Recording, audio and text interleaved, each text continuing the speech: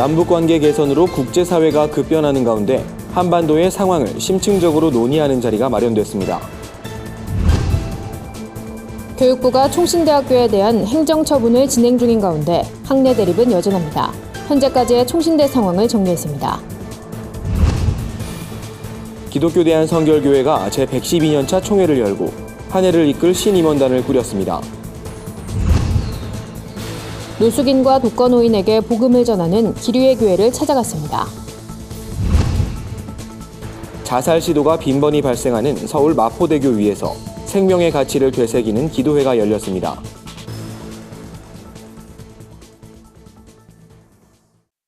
여러분 안녕하십니까? 구TV 위클리 뉴스입니다. 한 주간의 뉴스를 종합해드립니다. 한반도 평화에 대한 국제사회의 관심이 높아지고 있습니다.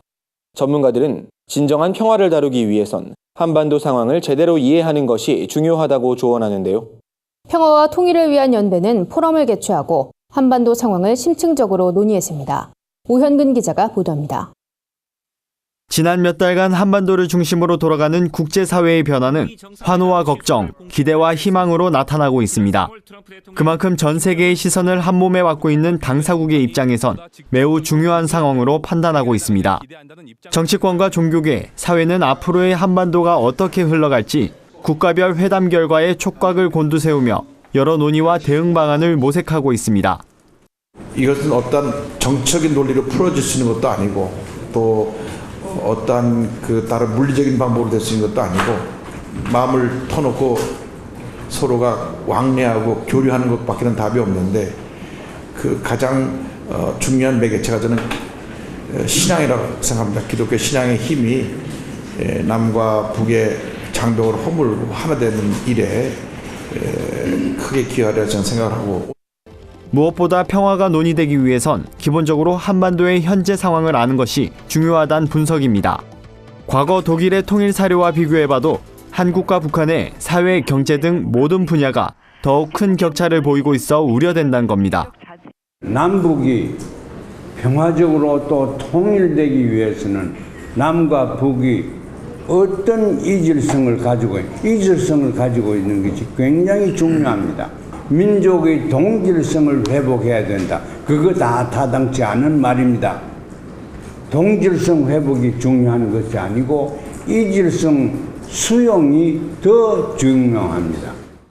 전문가들은 남북이 70여 년간 교류되지 못하면서 발생한 차이는 생각보다 크다고 말합니다. 하지만 앞선 정부에서부터 이뤄진 1, 2차 남북 정상회담에 대한 결과로 개성시의 경제특구가 마련된 것처럼 두 나라가 차이를 좁히는 데 효과적인 건 역시 경제의 협력으로 보고 있습니다. 남북 간 동반 성장은 남북 경협을 통해 남한의 자본과 기술이 투입돼야 가능한 일입니다. 그 과정에서 저성장 단계에 돌입한 남한 경제도 새로운 도약을 기대할 수 있습니다. 중단된 개성공단이 재가동을 시작하고 관광과 자원 등의 경제협력 사업이 진행될 것이란 기대감에 벌써부터 재계와 교계는 환영의 목소리를 내고 있습니다. 판문점과 미국, 싱가포르를 오가는 등 북미 정상회담 실무 절차가 한창 진행 중인 가운데 한반도 평화는 어떻게 모습을 드러내게 될지 관심이 모아집니다. 구TV 뉴스 오현근입니다. 지난달 8일 총신대학교 사태에 대한 교육부 조사 결과가 나온 이후 한 달 넘게 정상 수업이 진행되면서 총신대는 일단 급한 불은 끈 모양새입니다. 하지만 교육부의 개입에도 총장과 재단이사회 그리고 이에 대항해 농성을 벌이던 학생들의 입장은 여전히 평행선을 달리고 있는데요. 총신대의 현재 상황을 한진식 기자가 짚어봤습니다. 교육부는 지난 21일 총신대 재단이사회 전원의 직무정지를 해제하고 시정 요구사항을 이행해 교육부에 결과를 제출하라고 이사회에 통보했습니다. 교육부가 시정을 요구한 사항엔 총장 직위 해제와 정관 원상 복구 등이 포함됐습니다. 교육부는 다음 달 8일까지 이행을 완료하라고 지시했고 이행 결과에 따라 재단이사 청문과 이사들의 취임 승인 취소 등의 절차가 이어질 것으로 보입니다. 한 달 넘게 정상 수업이 진행 중인 총신대 캠퍼스는 활기를 띠어가는 분위기지만 논란의 중심에선 김영우 총장과 재단이사회, 이에 맞선 학교 구성원들은 여전히 대립각을 세우는 상황입니다. 우리가 할 수 있는 건 하지만 부당하다, 이건 너무했다는 건 아마 안 할 거예요. 그러니까 묘탈까지 할 수는 없고요. 이거를 혹시나 촉구하니까 그래서 아마 징계 절차를 안 밟을 걸로 예상을 하고 있어요.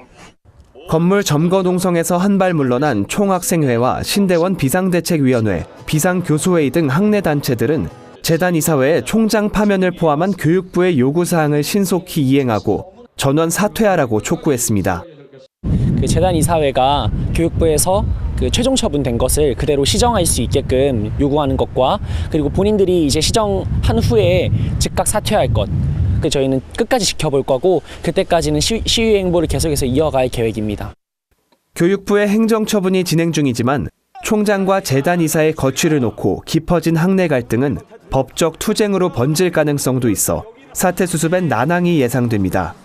구티비 뉴스 한진식입니다. 기독교 대한성결교회가 제112년차 정기총회를 마무리했습니다. 한 회기 총회를 이끌 신임 총회장은 삼성제일교회 윤성원 목사가 2차례 선거 끝에 당선됐습니다. 총회 현장에 한혜인 기자가 다녀왔습니다. 윤성원 신임 총회장은 교단 표어를 희망찬 미래를 열어가는 성결교회로 정하고 복음 중심의 교단을 만들겠다고 말했습니다. 총회장을 보좌했던 부총회장의 경험을 살려 교단 발전을 이끌겠다는 다짐도 전했습니다. 한국교회가 조화를 이루고 균형을 이룰 수 있도록 건전하게 하나님이 기뻐하시는 방향으로 나갈 수 있도록 우리 교단이 교계에 큰 기여하는 그런 교단이 될 것을 다짐하고, 신임 총회장을 보좌할 목사 부총회장엔 백운교회 류정호 목사가, 3명의 후보가 출사표를 던진 장로 부총회장엔 서울 대신교회 홍재호 장로가 당선됐습니다.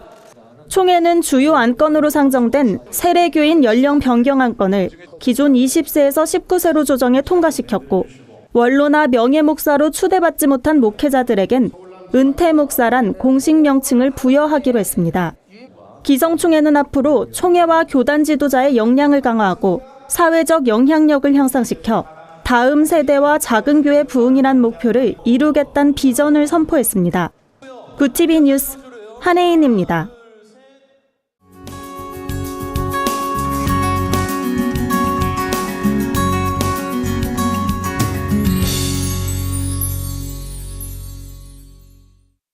전국 각지에 흩어진 한국교회의 선한 모습을 발굴하는 민들레 홀시아나 세상을 밝히다. 구티비 특별기획 순서입니다. 서울 종로엔 조금 특별한 이름의 교회가 있습니다. 바로 기류의 교회인데요. 박운철 목사는 교회 이름처럼 노숙인과 독거노인 등 기류에 소외된 이웃에게 따뜻한 밥을 나누며 복음을 전하고 있습니다. 기류의 교회의 아름다운 사역을 한혜인 기자가 소개합니다. 귀금속 매장이 즐비했던 서울 종로구 예지동. 한때 사람들의 발걸음이 끊이지 않았던 상가거리는 재개발 지역이 되며 인적 드문 공간이 됐습니다. 썰렁한 골목 한쪽에서 풍겨오는 맛있는 냄새를 따라가 보니 교회가 있습니다. 노숙인과 독거노인 사역을 감당하는 기류의 교회에서 어르신들이 식사를 하고 있습니다. 성도 중엔 공원에서 들려오는 찬양 소리에 교회에 잠시 들렸다 수년째 다니게 된 분들도 상당수입니다. 찬양 소리가 들려갖고 예배드리러 갔습니다. 찬양이 너무나 은혜스러워갖고 정말 감동받았어요. 그래갖고 다음부터 또 와야겠다. 이렇게 하나님은 살아계시고 우리 죄를 위해 돌아가신 주님을 다시 와서 찬양하기를 바랍니다. 기류의 교회는 매주 수요일 2시 종묘공원 인근 공원에서 예배를 드립니다. 말 그대로 근처에 지나가던 누구나 함께 예배를 드릴 수 있는 길 위의 예배입니다. 야외에서 드려지지만 예배 집중도는 최고입니다. 예배 후엔 어르신들과 따뜻한 밥 한 끼를 함께합니다. 예배를 드리지 않은 어르신들도 함께 할 수 있습니다. 길 위의 교회 박운철 목사는 공원에 계신 어르신 누구나 부담 없이 복음을 접하길 원한다고 말했습니다. 예수님께서 사역하신 그 내용을 우리가 좀 들여다보면은 성전을 중심으로 사역을 했다기보다는 사실은 저 주변 외진 곳에 예수님이 찾아가셔서 제자를 삼으시고 말씀을 전하고 그랬던 것을 우리가 볼 수 있어요. 박운철 목사가 길 위에서 사역을 시작한 건 올해로 8년 차입니다. 낯선 목사의 등장에 텃세를 부리던 종묘공원 어르신들은 이젠 든든한 버팀목이 됐습니다. 처음엔 쓰레기장 같았던 예배당도 이젠 제대로 자리를 잡았습니다. 박 목사는 교회를 건축할 돈으로 어르신들을 더 섬기고 싶다고 말합니다. 길 위의 교회의 바람은 단 하나. 평균 나이 80이 넘은 어르신들이 하루라도 빨리 예수님의 사랑을 깨닫는 겁니다. 예수 그리스도를 영접하고 그분만으로 인해서 하늘의 소망을 품고 마지막 시간을 살아가는 그런 분들을 만나보게 될 때 예수님을 통해서 바뀌어지는 그 삶의 모습들을 보면은 그게 가장 보람 있는 그런 사역이라고 저희는 생각이 됩니다. 지난 2011년 2년처럼 찾아왔던 길 위는 이제 박운철 목사에게 최고의 사역터가 됐습니다. 어르신들로 북적이는 종묘공원. 박 목사는 오늘도 이곳에서 복음을 전하고 있습니다. 구티비 뉴스 한혜인입니다. 십수년째 OECD에서 가장 높은 자살률을 기록하고 있는 대한민국.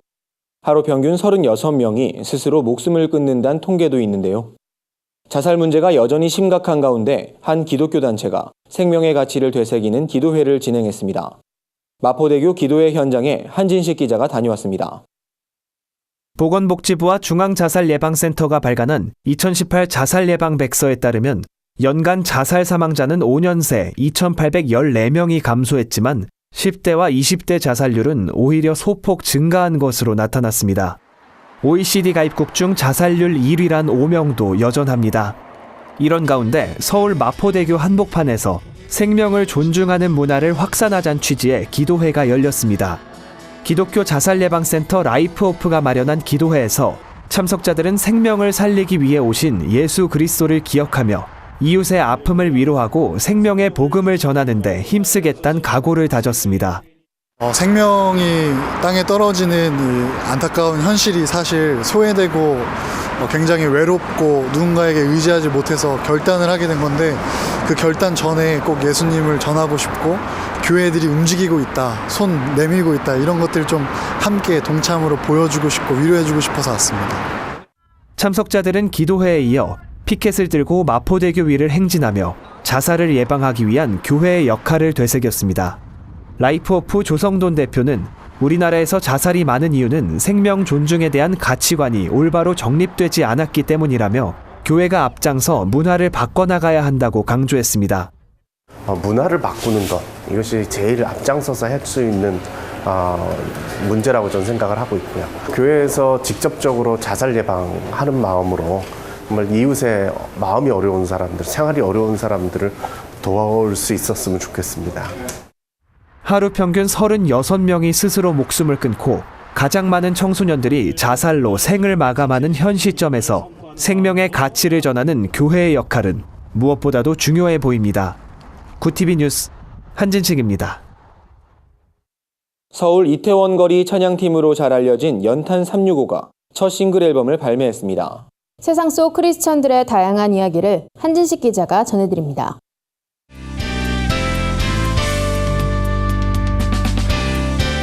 네포난의 교회입니다. 서울 이태원 거리 찬양 버스킹 팀으로 잘 알려진 연탄 365가 첫 싱글 앨범을 발매했습니다. 앨범에 담긴 I Love Jesus란 곡은 연탄 365 멤버인 제이든 씨가 직접 작사 작곡했는데요. 힘들고 어려울 때마다 느끼게 되는 예수님의 사랑을 흥겨운 리듬에 담아냈습니다. 주님만 사랑해, 주님만 찬양해, 주님만 경배해, 내 맘에 계신 연탄 365는 이태원 거리를 거니는 사람들을 향한 하나님의 마음을 느끼게 돼 토요일 밤 찬양 버스킹을 시작했고 벌써 4년째 이어오고 있다고 하는데요.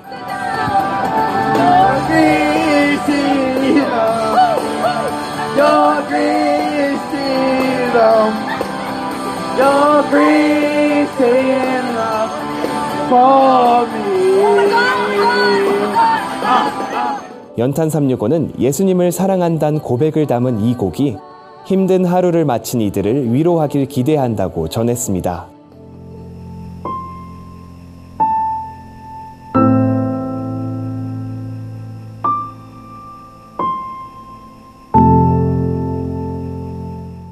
국제 구호개발 NGO 월드비전이 취약계층 아동들의 꿈을 응원하는 꿈아이 삼행시 기부대회를 진행하고 있습니다. 꿈꾸는 아이들의 줄임말인 꿈아이를 주제로 삼행시를 지어 월드비전 홈페이지에 제출하면 한 건당 10,000원의 기부가 이루어지는 방식인데요. 대회를 통해 모아진 후원금은 경제적인 어려움에 처한 아동들이 진로를 탐색하고 꿈을 이루도록 돕는 월드비전 꿈날개 클럽 프로젝트를 지원하는 데 사용된다고 합니다. 또 별도의 심사를 거쳐 우수한 작품에 대한 시상도 이뤄진다고 하는데요. 월드비전은 취약계층 아동들에게도 꿈을 펼칠 수 있는 공평한 기회가 주어지길 바란다며 6월 6일까지 진행되는 삼행시 대회에 많은 이들의 참여를 독려했습니다. 그 성공한 극소수의 사람만 행복감을 느낄 수 있다면 이 세상은 너무나 불공평해요. 그런데 이 세상은 불공평하지 않아요.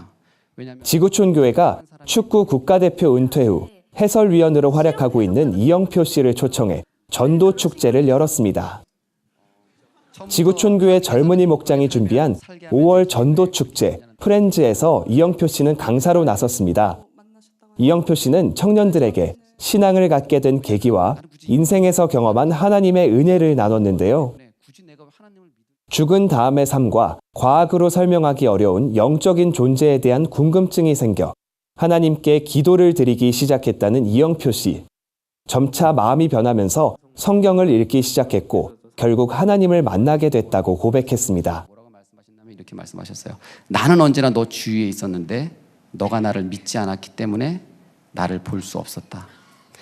내가 하나님을 믿기 시작하자 그때 하나님이 보여지기 시작하고 느껴지기 시작하고 만져지기 시작하는 거였어요.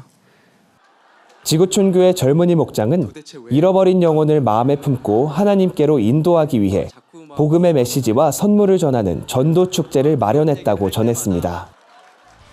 네포난의 교회는 시청자 여러분의 제보를 기다리고 있습니다.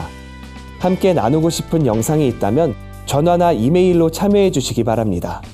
굿TV 뉴스 한진식입니다.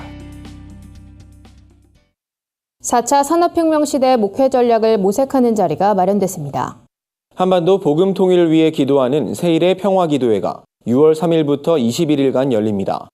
한 주간 분야별 주요 뉴스를 오현근 기자와 한혜인 기자가 전해드립니다.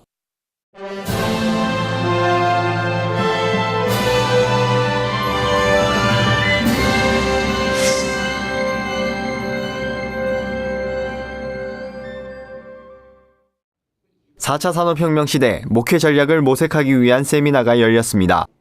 미래 목회 포럼이 마련한 이번 세미나에선 한국교회가 4차 산업혁명 바람을 기회로 제2의 부흥을 이뤄내야 한다는 주장이 제기됐습니다.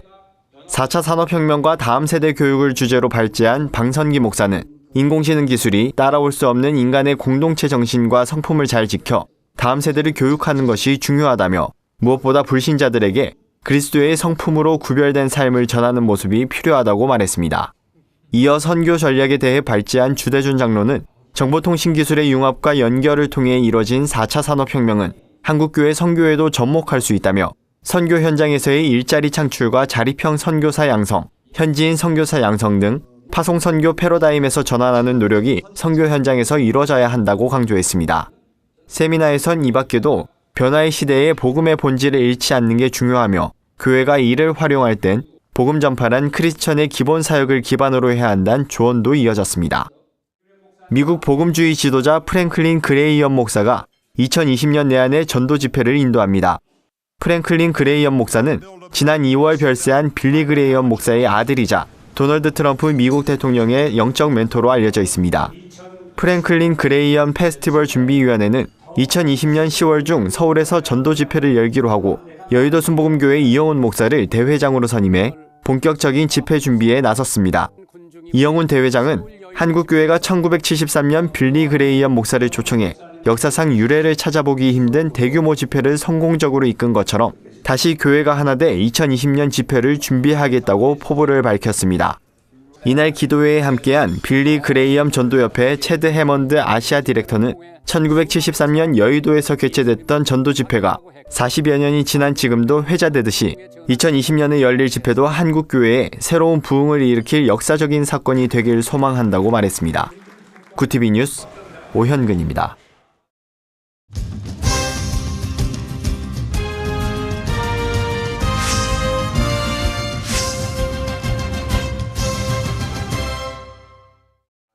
한반도 복음 통일을 위해 기도하는 세일의 평화기도회가 6월 3일부터 21일간 열립니다.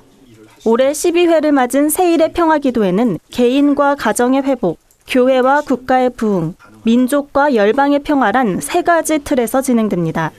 급변하는 한반도 정세를 위해 기도하며 복음 통일을 염원하는 시간을 가질 계획입니다. 허문영 평화한국 상임대표는 4월 위기설, 8월 전쟁설이 끊이지 않았던 한반도에 평화의 훈풍이 불기 시작했다며 하나님께서 예비하신 이때 성도들이 연합해 뜨거운 마음으로 기도하길 바란다고 전했습니다. 이번 기도회엔 전국의 23개 교회와 단체들이 참여했습니다. 특히 기도회 기간 매주 토요일엔 DMZ 통일기도회와 통일콘서트 등 다양한 문화 행사가 이어집니다. 허문영 대표는 세일의 기도회에서 모아진 헌금은 북한 농업사역과 장애인 사역 등에 사용하고 있다며 앞으로도 기도회와 더불어 다양한 사역을 진행하도록 노력할 계획이라고 말했습니다. 이천시 기독교연합회가 구티비와 업무 협약을 맺고 한국교회의 선한 사역을 널리 전하는 구티비 글로벌 선교방송단 사역에 힘을 모으기로 했습니다. 이천시 기독교연합회는 앞으로 구티비를 통해 연합회 소속 교회들과 지역사회의 소식을 세상에 알릴 계획입니다. 연합회장 김상기 목사는 소외된 곳에 기쁜 소식을 전하는 구티비 사역에 동참하게 돼 감사하다며 복음을 효과적으로 전할 수 있는 소중한 기회라고 믿는다고 소감을 전했습니다. 구티비 김명전 대표이사는 글로벌 선교방송단 사역은 한국을 넘어 열방의 부흥을 위한 운동이라며 이천 지역 교회들과 함께 미디어 선교 사역을 멋지게 펼쳐 하나님 나라 확장에 기여하겠다고 말했습니다.